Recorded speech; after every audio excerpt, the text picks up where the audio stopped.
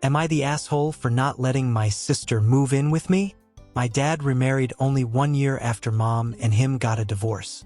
The new woman, let's call her Brittany for the sake of the story, kinda always forces me to call her Mom, and I just told her that she's not my mother and only my dad's wife. She never brought it up again. It's not like she doesn't have any kids of her own. She has one daughter who was in a different state for college when they got married. I never met her, only knew her name.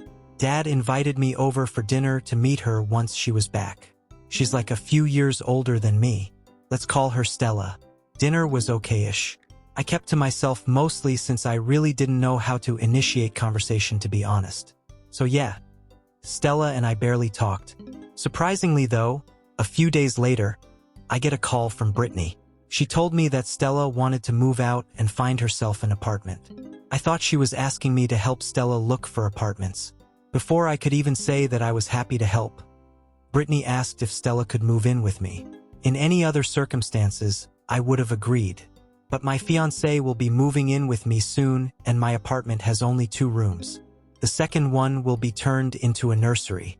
I told Brittany that I would help Stella find an apartment, but moving in with me would be difficult. She started a huge drama. She involved my dad. And my dad's like, don't be selfish. You have 2 rooms. Give one to your Stella, blah blah blah. I think the only reason Stella was so adamant on moving in with me is to avoid rent. Mostly because she's shying away from 30 and still unemployed. But honestly, I can't accommodate someone else. I told them how my fiancé and I were planning to start a family. Brittany said, so what? 3 of you can fit in a room. Actually, no.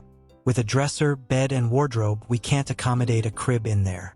Last straw was when Dad said, you don't do that to your sister. She's family. I snapped. No. She is not my sister. And Brittany is not my mother, no matter how much you force it on me.